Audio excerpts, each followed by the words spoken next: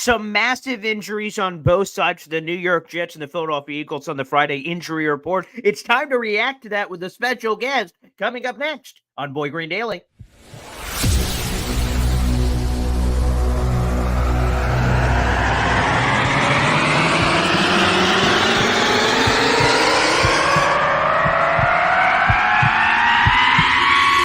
Zoinks! It is unequivocally the Super Bowl for New York Jet fans. Field Yates, baby. Field Gosh darn Yates. Let's bring him on the show. Come on, people. Connor Rogers is joining the show. What's up, Connor? But Trevor Gosh darn Sycamore, baby. For me, personally, my favorite New York Jet of all time. Wow, it's great to be on. What an intro that was right there. Paul, nobody does an intro like you, man. Paul, you give the best intro of literally any podcast that I've ever been on. I'm gonna lose my gosh darn bananas.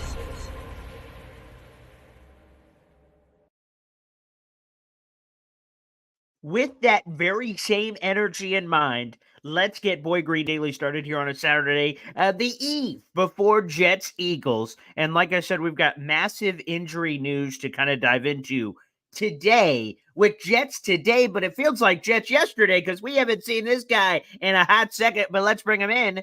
Jets today. What's happening, man?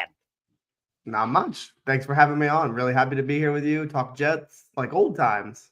That's right. Yeah, I read in the bio temporarily retired. So did you remove for this individual episode the temporary part and then you're going to put it back? Like what's happening there? What's going on? So I'm going to relate it to the teacher world because I am a teacher. So I am a retired teacher who I'm now filling in. I'm substitute teaching right now. This is me filling in and, doing the job the best I can.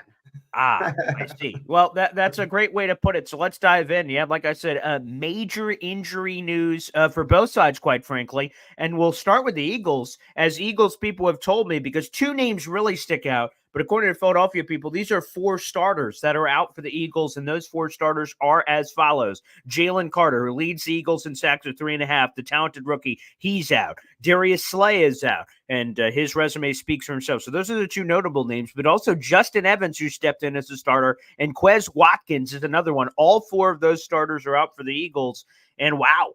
I just have to say we could go piece by piece through here. I mean, Jalen Carter, if anyone's been either watching the stats, the analytics of the tape, or all the above, have seen this guy. He's exploded off. And as Robert Saleh said earlier this week, he probably should have been the number one overall pick. And he admitted he was the number one defensive player on their board. Fascinating player, but he's out.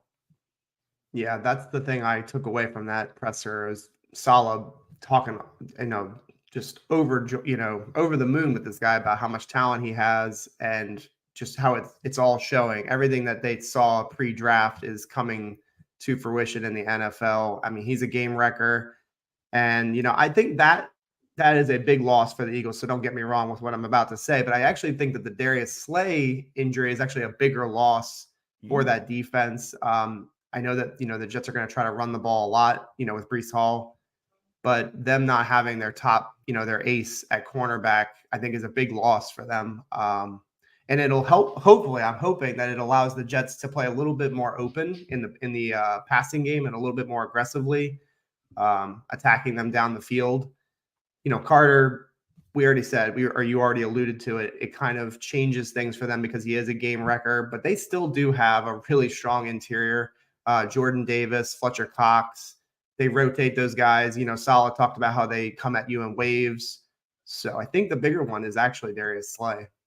And to your point, we talked about this with a few Eagles people this week. The actual Achilles, actually, I don't want to use that term anymore. The weakness of the Eagles defense. It's a tender topic this season, and for good reason. Yeah, you just made me sick to my stomach right now. Yeah, I know. I can't, but that's so unbelievable. We'll get to that, I'm sure, in a minute. But like the weakness of the Eagles team is actually their secondary. They're 25th in the league in passing yards allowed. So if they're already weak and then you take away their greatest strength, who's their guy, because from a touchdown interception ratio against the Eagles secondary has been 11 touchdowns to only 2 picks. So there's Darius Slay as one of them. He had that pick 6 in that Eagles game, and then a safety had the other one. So when you look at that and then you take away their greatest strength, I think this is a highlight. Sure, the Jets are going to want to run the ball and establish Brees Hall. You should. He's coming off a 177-yard game. But the Zach Wilson of Chiefs game may be the place to go, especially with Darius Slay out, but probably even heading in before that because of the weakness there, and kind of get after him a little bit.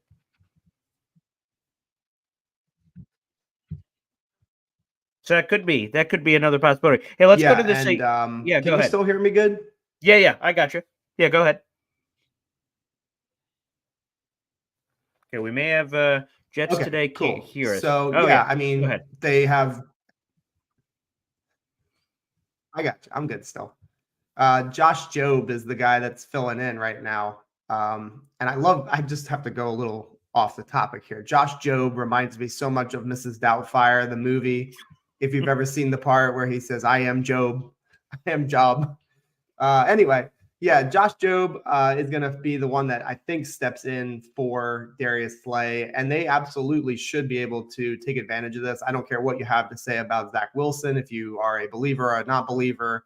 We've seen Zach Wilson do it, 2 games in a row now. I know that, everybody's maybe a little bit more hesitant to say that he did well in that Broncos game. But again, I'm looking at the idea that they were able to get some completions. He was able to get some first downs in some key situations. To me, that's the success that we need to see out of Zach Wilson. And, I think that they have the chance to take advantage of it using all of the weapons that we still have on offense. We have Garrett Wilson, Lazard, all of our tight ends. I just think that they should be able to, get the most out of this matchup.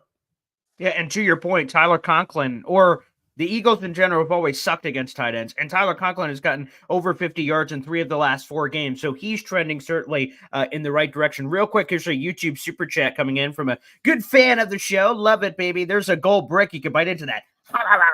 Look at that. Just hear me out, baby. His question is, Boy Green, I weep for the Jets and Wilson. Thank you. He's not Kurt Warner, although I keep trying to force that on people. We will rally around Zach Wilson. Not a lot of people picking up on that, but that's okay. We will rally around Zach Wilson. But God, I love them. Stomping Russell Wilson. Dick Vermeil. Yeah, that's right. Yeah, my guy. I'm trying to get Kurt Warner on the show because I want to throw that at Kurt. And if he agrees, then I'm like, well, then it's over. No one can debate me anymore. But we're working on that. His people, my people, we're figuring it out.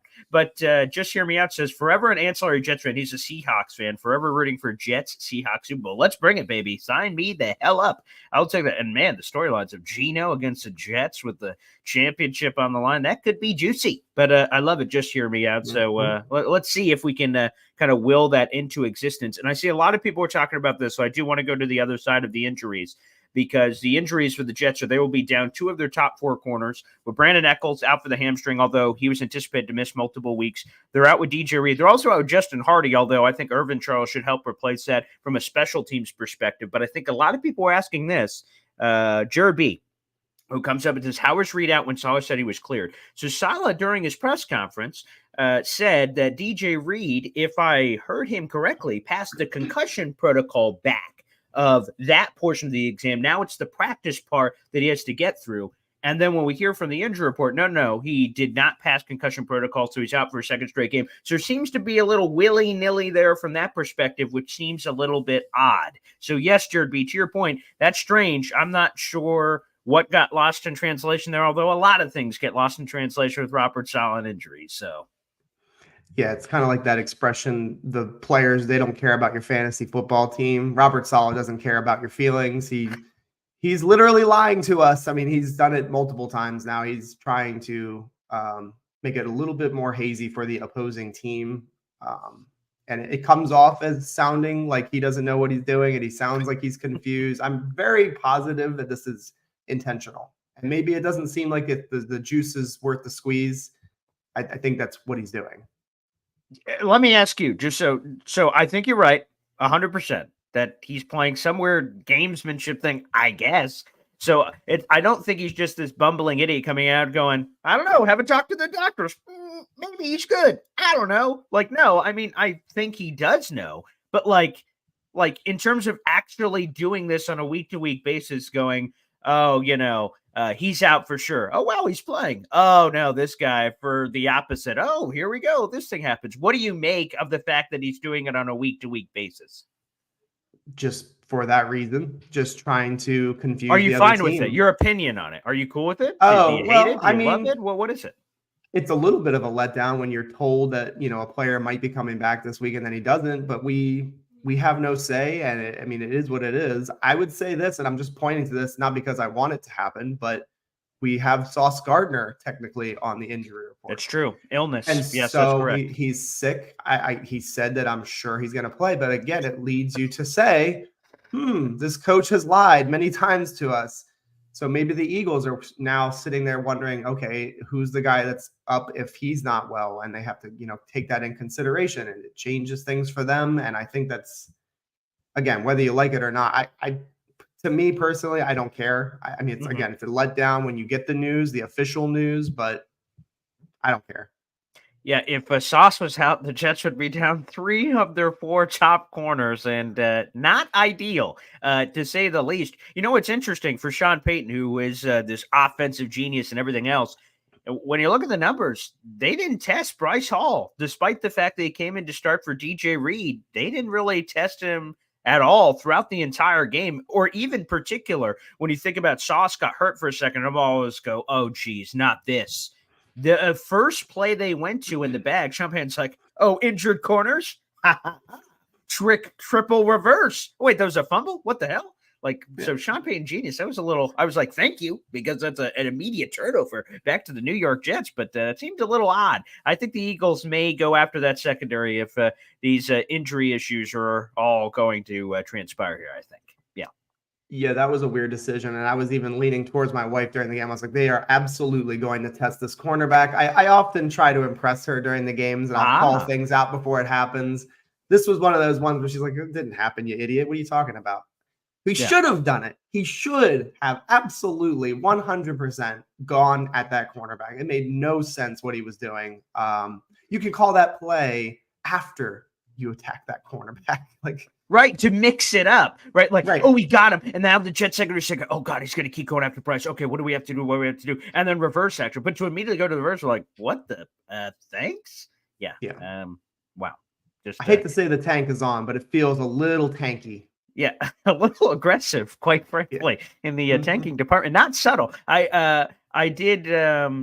I'm doing this piece where I have to read some writing that someone else did. So I had to do a voiceover, and someone had in there for a line from somebody else. He was as subtle as a bowling ball through a china shop or something. So that it seems to be that same level. And by the way, speaking into existence, another YouTube super chat here. Thank you. Just hear me out. He just did $100 money line bet on the Jets. I'm willing the win into existence here. Jets beat Eagles 24-20. All right, Jets today. Give us your take on this bet, huh? Oh, man. Well, first of all, thank you, because I remember leading up to the Bills Jets game last season, there was some guy that put some enormous, and I don't know if you ever remember this, Paul, but he put a enormous bid on the Jets money line to win, and they won the game, obviously. Yeah. Doesn't mean anything, but anyway, I just appreciate you putting that, that good vibe out there. It's going to be a challenge. The game itself is going to be difficult because you're looking at a secondary with Bryce Hall, and it's not going to be a Sean Payton led team anymore. They're going to attack Bryce Hall, I think, pretty aggressively, I would say, in this game, especially early. They're going to test him out. And the Jets, and not many teams do this, but they don't typically have their number one cornerback travel. And so you're going to be looking at some situations tomorrow where Bryce Hall very well could be lined up against A.J. Brown. And that's a little bit scary. I think that's going to happen. If I had to be uber confident about one or two things leading up to the game, I think that's something that's going to happen. The Sauce is not going to travel A.J. Brown. So Bryce Hall is going to be matched up against him. How does Bryce Hall do in those matchups? I don't know. He's got size. He's got some length to him. So in that department, I'm not really terribly concerned.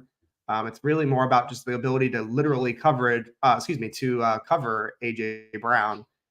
So that's, to me, that's the key matchup to watch for, is the back end of the Jets defense. They're going to do something very similar to what they did to Russell Wilson. They're going to try to contain Jalen Hurts to the pocket. That's going to be very difficult to do as well. I hope that your $100 bet hits. That's what I'll say. And not just for your pockets, but for us fans of the Jets. But difficult matchup. It's at home for the Jets. We heard Aaron Rodgers talk about it was a home game for the Jets versus the Chiefs. It's a home game versus the Eagles. I say let's effing go.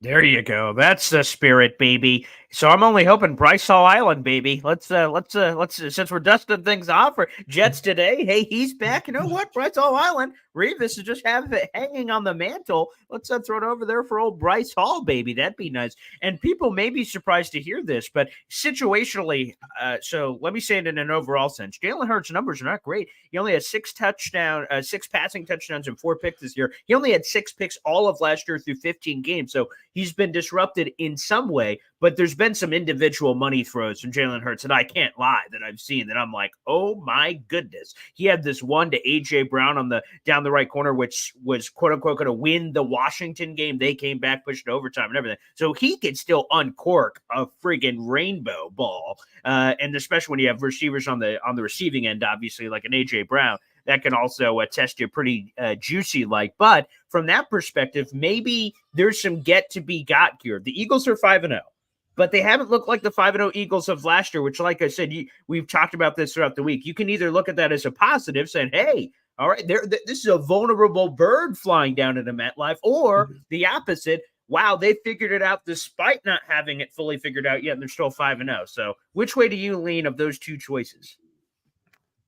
I think that it's very likely that they come in and, they have a slow start. We could see that from the Eagles. I don't know how to necessarily twist it as far as like their early season like struggles, because they are 5-0. Yeah. The team they just do a great job. And I have to give a lot of credit to Sirianni. Is it Nick Sirianni? Yeah, it is. Yes, sir. He does a really good job. I feel like he's aggressive when he needs to be. I feel like and maybe a little overly aggressive this season. It has put them in some tight situations. Kind of reminds me of Brandon Staley of the. Yes, yeah, that's a good one. But he's a little better. He's a little better than Brandon. Yeah, I think so. Yeah, just kind of reminds me a little bit of that situation. The Jets just have to win those crucial situational moments where they can flip the momentum and, kind of put the Eagles in a situation where they feel like, maybe this is the week where we're undoubtedly beaten. I don't know. I think that the Jets match up well versus a lot of top quarterbacks. We've seen that now, through a couple of the games throughout the season. So here's another top quarterback. And I think the defense just needs to continue to, put their stamp on the NFL and just say, we are a very, very good, defensive football team. Yeah, what's the key here to the slow starts, both offensively and defensively? This is one idea I've come up with. Break into MetLife Stadium, break into the score box booth, and just twist and make sure when the game starts, like third quarter. Oh, it's third quarter already? All right, guys, let's just play how we're supposed to play. And then that works. And then someone notices it eventually and switches it back, but the Jets defense doesn't, or the Jets offense doesn't, and then they're just firing on all cylinders immediately. How likely do you think that is, or perhaps do you have another idea? I love the clock forward idea. I would even take the second quarter. Like you said, third quarter. Oh, yeah, that's true. Yeah. Second quarter works for me pretty good. Excuse me. I had put out a tweet before the Broncos game, and I was thinking like, we have to start fast. Like we have to get going. Like this is the week to do it. We got to get that monkey off our back. And again, still slow start defensively, offensively. I don't know what to make of what's going on with our slow beginnings, but it needs to be corrected. And it almost feels like maybe Saleh is not trying to change their habits and the way that they prepare for the games on game day and maybe even on Saturdays. I don't know, but they got to try to mix it up a little bit. I feel like they got to do something different because the preparation, it's not getting them ready for the beginning of a football game. And we've just seen it too many times now to not sit here and say to ourselves, there must be something, right? Like it can't be just that this keeps happening, by chance. So personally, I would love to see them actually get going offensively a little faster. The defensive stuff, we don't want to see that either. But I would actually, if I had to pick one, please just put points on the board. First quarter points. I don't think we still scored in the first quarter this year. Has that happened yet? We did, because of the Broncos special teams turnover. We got a field goal last week. So that okay. monkey is, I guess, off the back, sort of. Yeah, it feels like they let us off the hook there. I want to see it. I would like to see a drive. Yes. A drive that goes, the length of the field. It doesn't have to be even a touchdown. Just put points on the board. And ideally, it's on the first drive, especially versus this Eagles team. I don't know if we get away with what we did versus the Chiefs in this matchup. I just don't think that the Eagles personnel will allow for us to be able to come from behind 17 points. So you get down double digits, or excuse me, you get down 2 scores in this football game. I don't think it plays out similar to what we saw versus the Chiefs. That's going to be a problem. All right, let's end on this. You've been thinking about this Jets yesterday. I'm asking you, Jets today, about your prediction for Jets tomorrow. So what is the crystal ball prediction for Jets Eagles? We already had $20 thrown on the YouTube Super Chat for a 24-20 Jets victory over those gosh darn birds. What say you, Jets today? Is this my unbiased or biased? Well, if you have different flavors, my flavor is always the same in whatever water I dabble in, which is either good or bad, I suppose. So, yeah, if you have 2 scores, feel free. Yeah. I'll give you the hybrid. I'll go the hybrid. Excellent. Route. I'm gonna go ahead and say that the Jets are competitive in this football game. I think they play tough. I think they play fast. I do think that they will ultimately lose this football game. I think it's going to come down to that fourth quarter, who makes the plays. I don't know if we're going to be able to handle. And we didn't even mention Devonta Smith, by the way, both of us. Correct. Yeah, right. Devonta Smith is a problem by himself, let alone with AJ Brown tandeming, with him. I think they are a top 2 wide receiver, group in the NFL. Anyway, I digress. They're going to have a hard time matching up versus those 2 guys and dealing with Dallas Goedert, with DeAndre Swift, and then Jalen Hurts' legs. I think that's going to be also one of those things where we've seen the Jets get burned a little bit with the quarterback running. Old man Russell, he even managed to get some yardage there. Jalen Hurts is not old man Jalen. He is young man Jalen, and he is a beast. We'll see, though. I think that ultimately, if I had to guess, I would say the opposite of what our $10 donator had given. He said 24-20 Jets. I'll go 24-20 Eagles. Okay, well, they would cover the spread, which last time I checked was a touchdown. So we'll see on that. But I didn't mention Devontae Smith. Again, Bryce Hall Island. Thought we made that pretty clear. Devontae who? I mean, come on. They'll take care of business, and no question about it. But, yeah, he's pretty good, too. They have 3 major receiving threats, statistically speaking, in no particular order. A.J. Brown, Dallas Goedert, and Devontae. So they've got some weapons. Yeah, go ahead. If the pass rush, if we get a big game from our pass rush, if it has maybe its best week of the season, definitely could see the score being flipped there. Jets winning the football game. That will be one of the things to watch for. Is can the middle of our defensive line, press and get in Jalen's face, because we know they're going to try to contain him. It's going to be up to that interior to really get in his face and to make his life miserable. Yeah, it's going to prove difficult. The Eagles arguably have the best offensive line in football. They only allowed 1 sack last week against the Rams, and Aaron Donald was held invisible. He had 4 total tackles, didn't have a quarterback hit, and didn't have a sack. So Nick Sirianni said earlier this week, I tweeted out the clip, that they will do the same plan they did for Aaron Donald on Quentin Williams, which means somebody else is going to have to step up to the plate if that pressure is going to happen to force them potentially, them being Jalen Hurts and company, into some bad decisions. So we will see. I, of course, will provide my prediction on our Game Day show tomorrow morning with James Woody, so I'm looking forward to that. So I get to delay my decision. I get to punt which hopefully doesn't happen a lot for the Jets in this game. But we have Thomas Morstead, so I feel even better about it. But anywho, I digress. Jets today. It's great to have you back, and just let us know whenever you're gonna, put back on the cleats. Say, you know what, the retired days are over. Let us know whenever that's gonna be in the YouTube community.